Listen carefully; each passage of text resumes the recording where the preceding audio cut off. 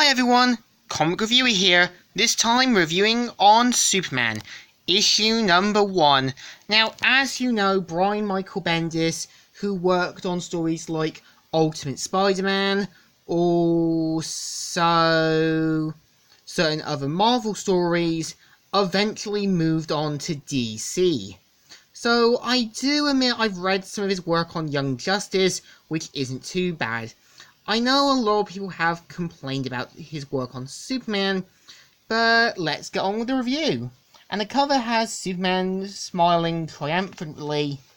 The story starts off how we're introduced to an introduction of Superman, which points out that Lois and John went on a trip with Jor-El and says, I have to find my family.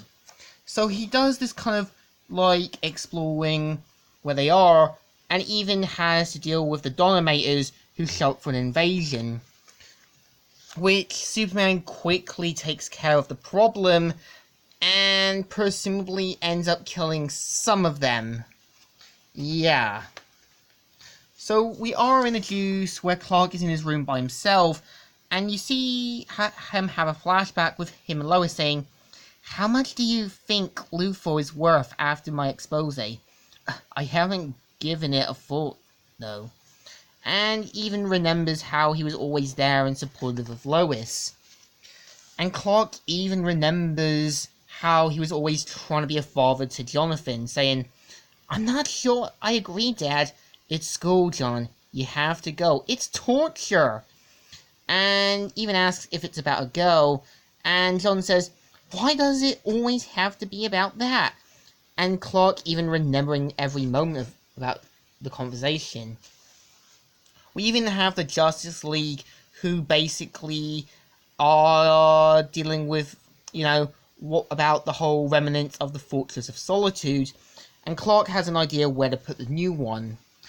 In the Bermuda Triangle, which is probably going to be a bit complicated when there's going to be planes flying and disappearing.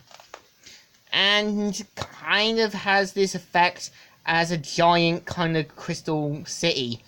So, yeah, if you have watched Superman Returns, and it's kind of shown that when and also watched the Richard Donner Superman films, Clark always had a crystal, throw it into the water, and grew into a giant Fortress of Solitude. So we see Clark working on the story, and says, damn it, after accidentally pressing delete. And then suddenly gets a telepathic call from someone and quickly tries to get changed. And this guy's thinking, dude, this is so easy, I figured it out. And the guy is John Jones saying, Carl, I heard of your recent troubles. The shocking truth behind your home planet's demise. Horrible. Thank you, John. And so they have a talk. Well, Superman pretty much has to deal with a giant alien raptor-like creature, and John talking about a proposal, but Clark has to, stop a burning building, even though John offered to help, but Clark pointed out it was a fire thing, and Clark stopping a kind of presumably mutated astronaut.